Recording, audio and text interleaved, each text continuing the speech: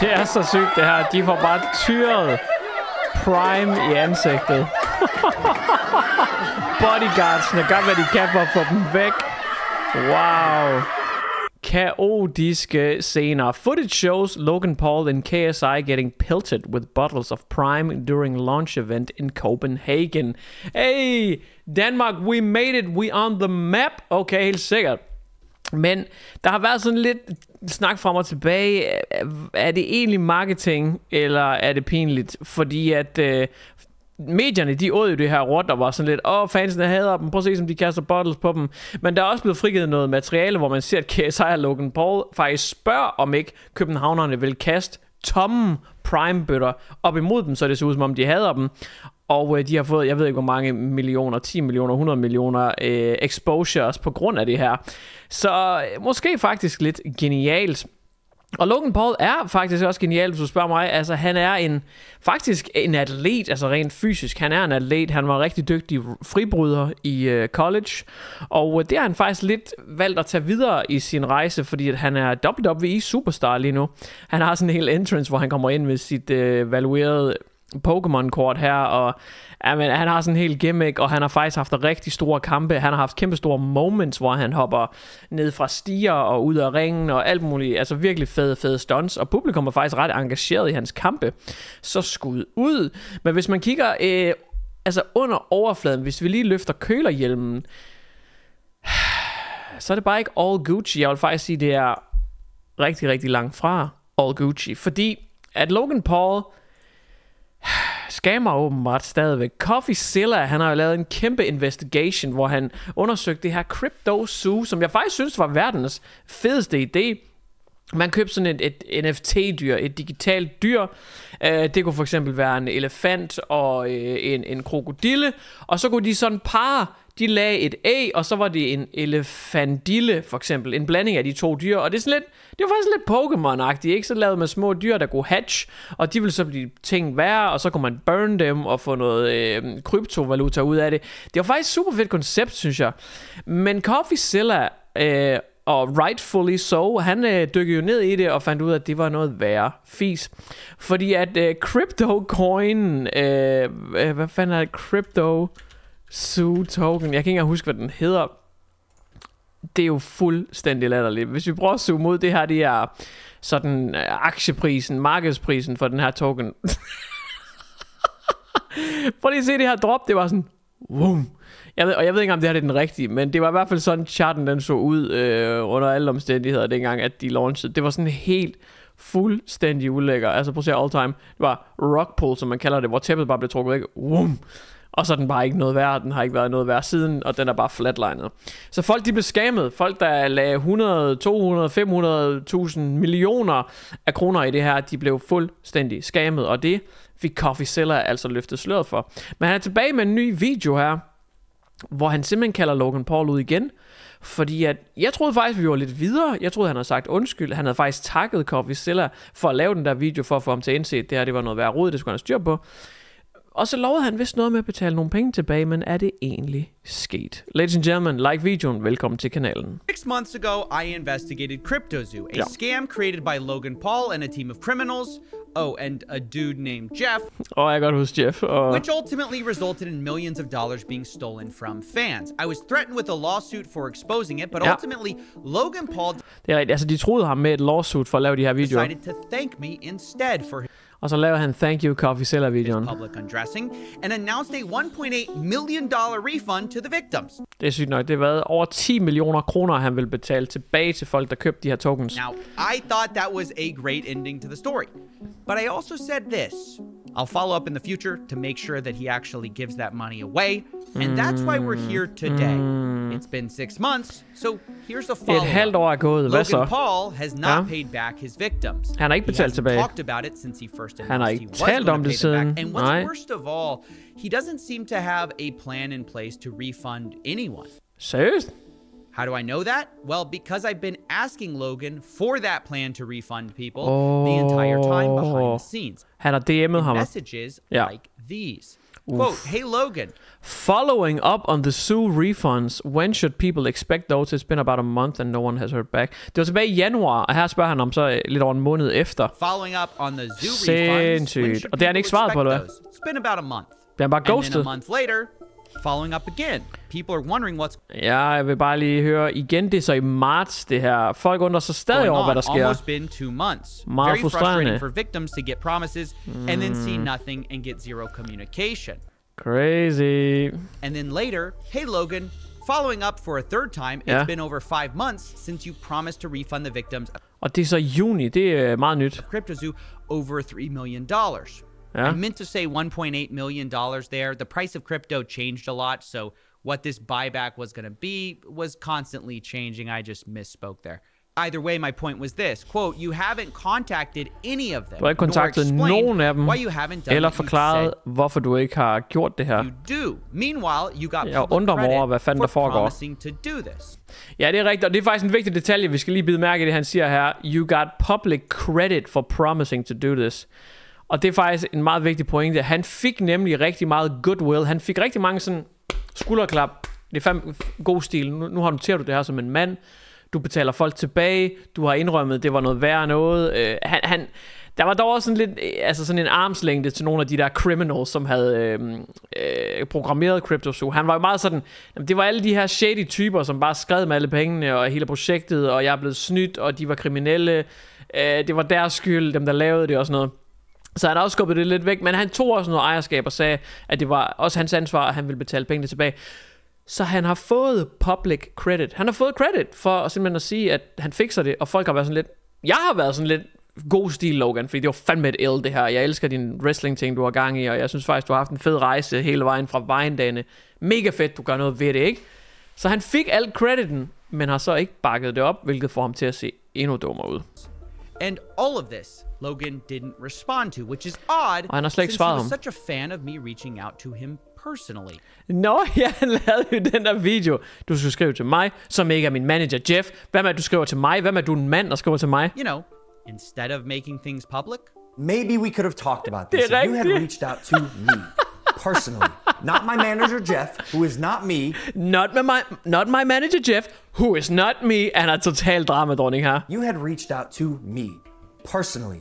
Not my manager Jeff, who is not me. Me, Steven. Well, Hele den video der var bare et stort kæmpe L. I did reach out to you, and I got no response. In fact, the only response I got came on my 4th attempt to reach Logan. Okay. But this one came from his criminal defense lawyers. A guy named Jeffrey Neiman emailed me after my Det er en advokat, eller hvad? 4th attempt saying, Steven, see inserted on behalf of Logan Paul. Logan Paul, det er Legal Pauls tvillingebror, eller Logan Paul? Hvad fanden er det for noget?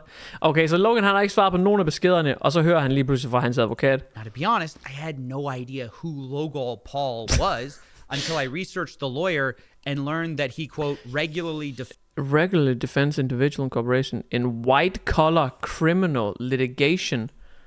White, altså, der kan jeg altså ikke være med. Jeg synes, mit engelsk er okay, men... The FBI's White Collar Crime Program fokuserer på at analysere intelligence solving complex and often with a connection to organized crime.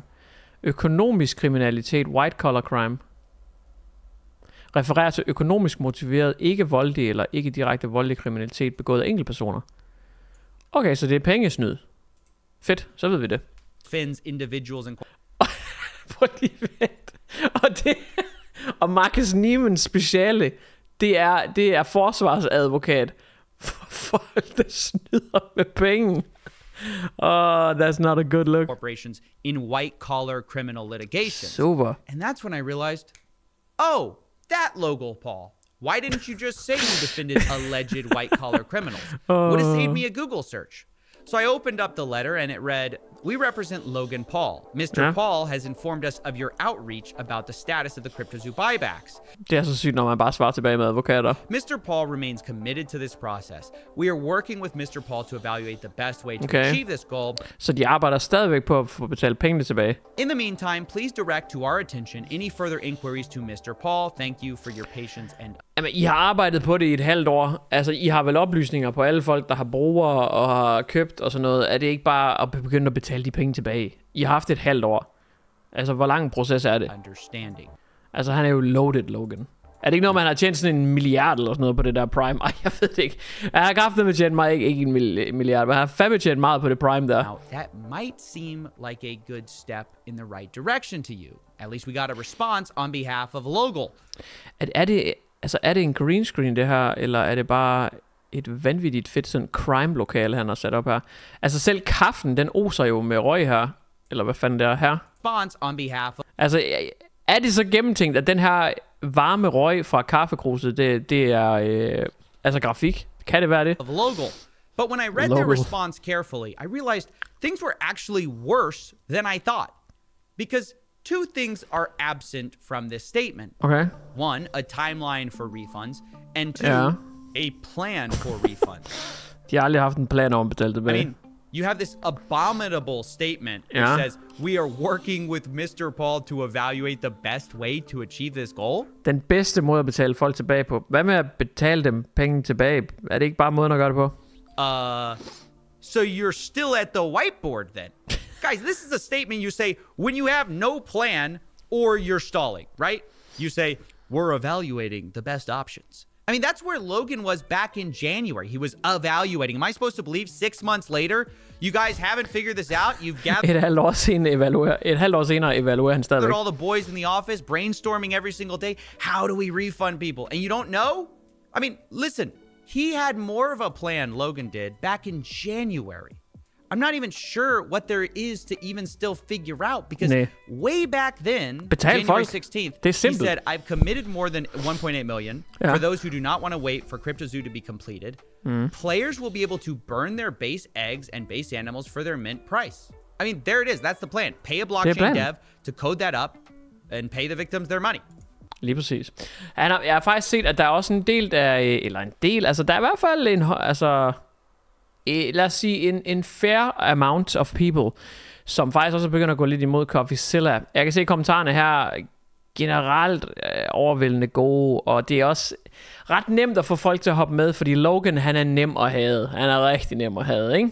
Med alt det, han har været igennem, alle de shitstorms, han har været i. Han er nem at hade, Logan Paul. Men der er altså også en del, der sådan er begyndt, har jeg set i hvert fald på social media, især på Twitter, har jeg set, at der er altså også en del, der begynder at kommentere sådan, burde du ikke snart move on og få et liv, Coffeezilla? Altså, den lejr er der altså også ved at blive skabt nu. Og sådan, nu tror vi også, vi har hørt det. Han skaber folk, okay, videre, slap nu af, mand. Altså, og det er sgu lidt svært. Altså, det kommer også lidt an på, hvor meget hans karriere sådan afhænger af det.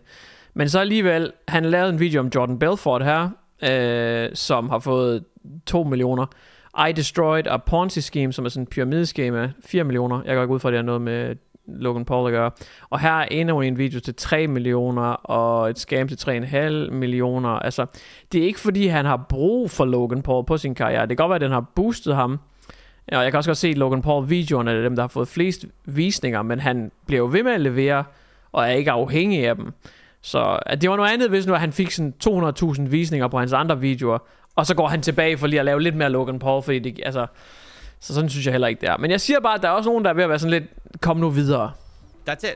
But we see absolutely no sign of that. And it's not for a lack of Logan having the cash. He's on a world tour for Prime right now, bragging about how much money his drink company is making. Yeah. In January of this year, we did 45 million. Oh, wow. Only in January? Yeah. 45 millioner, det er så i omsætning, går jeg ud fra. Altså, så jeg ved ikke, hvor meget de så rent faktisk tjener på det. Det kan så være, det er halvdelen, og så er der lønninger, produktionsomkostninger og sådan noget. Men det er stadigvæk mange penge. Wow, 45 million is a good month. Det er en god måned. Also, January happens... Altså, vi skal lige huske, det er dollars, ikke også? Vi skal lige huske, det er dollars, så det giver jo så... Jeg ved faktisk ikke, hvad kursen ligger på lige nu. Hvad kursen ligger på. Næsten 7. Ja. Var det 44 eller 45 eller sådan noget. Så altså, det er en god måned at tjene de der 300 plus millioner. Altså, det er penge. To be the same month, i hvert fald i omsætning. Logan promised those CryptoZoo refunds.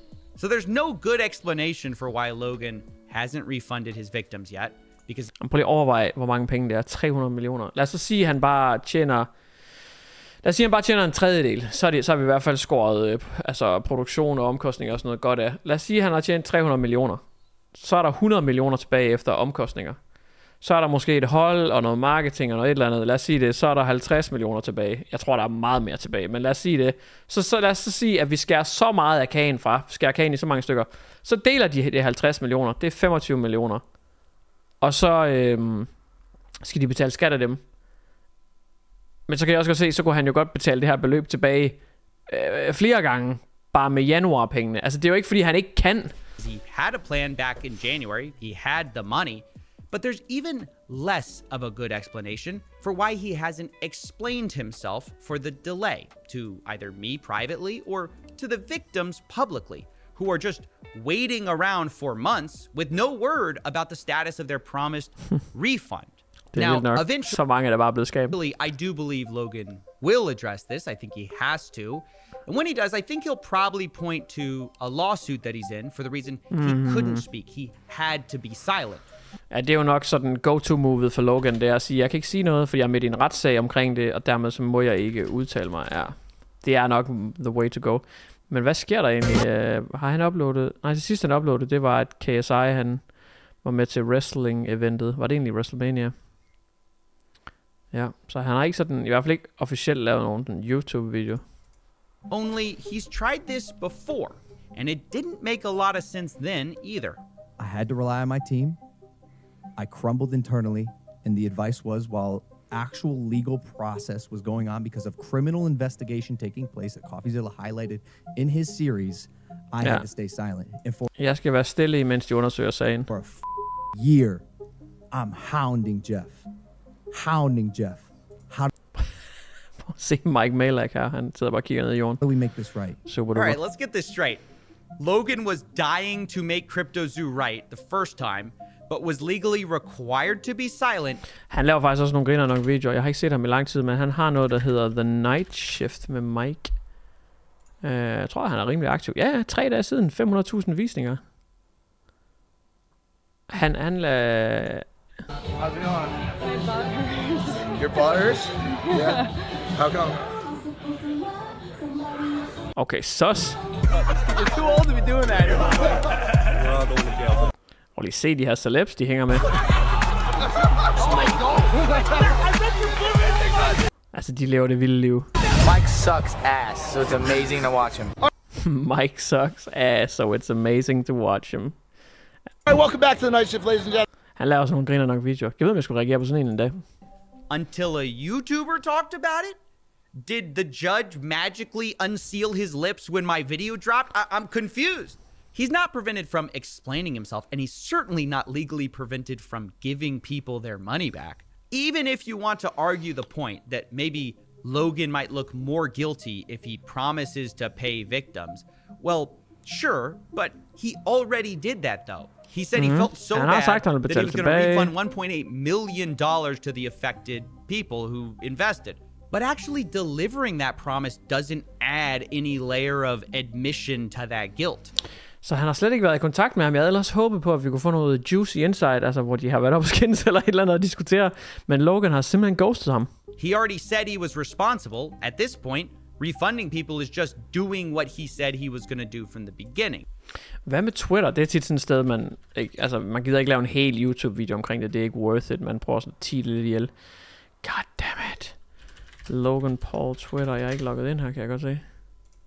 Må jeg slet ikke se hans konto heller? Hvor irriterende. Det gad jeg godt at se.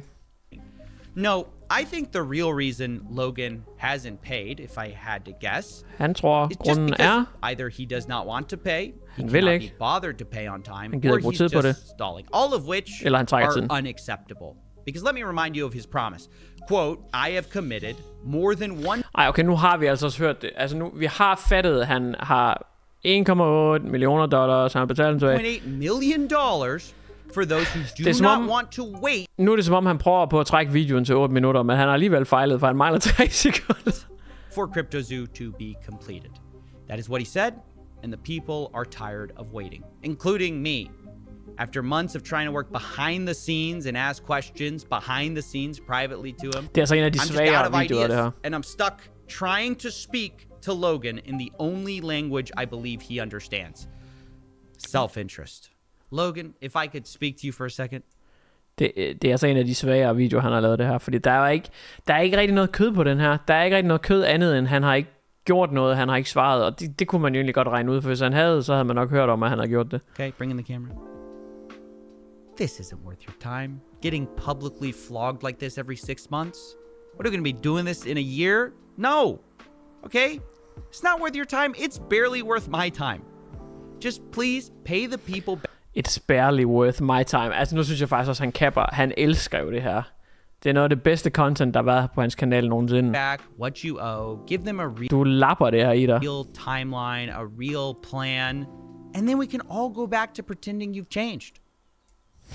Then we can all go back to pretending you changed. Same old Logan.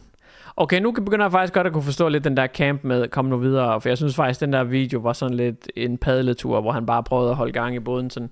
Ja, han har stadig ikke svaret, og det er jo 1,8 millioner. Nå, det har jeg sagt 3 gange. Ja, men han har ikke betalt dem tilbage, og det er dumt, fordi det sagde han ville. Han har sagt, at han ville betale 1,8 millioner. Nå, det havde jeg sagt. Men i hvert fald, han har ikke betalt, og det er synd for dem, som er blevet scammet. Det har vi selvfølgelig snakket om. Men altså, Logan, jeg synes, du skulle tage at betale tilbage, for det har du ikke gjort endnu. Du har ikke betalt Nå, det har jeg sagt. Altså, sådan føles det faktisk lidt, som om videoen var. Jeg synes, det var fedt nok det der med, at man så, at han havde skrevet til ham. Men der er faktisk ikke rigtig noget kød på den her video. Og så kan man godt nogle gange blive fristet til at hoppe over i den anden lejr og være sådan lidt, kom nu videre. Men ret skal være ret. Hvis Logan har sagt, at han betaler folk tilbage, som han har scammet. Altså prøv at tænke, hvis det var dig, der havde taget din livsopsparing. Du har taget 100.000 kroner, eller hvad du nu har sparet op, og smidt i det her, og bare tænkt, midt under den der crypto NFT craze der, og bare tænkt, de 100.000 her, de bliver til 500.000 inden for et par måneder, og så bliver de til 0 kroner. Vil du ikke også være lidt pissed? Jeg vil i hvert fald, så. Tak fordi du har set videoen. Ses i den næste.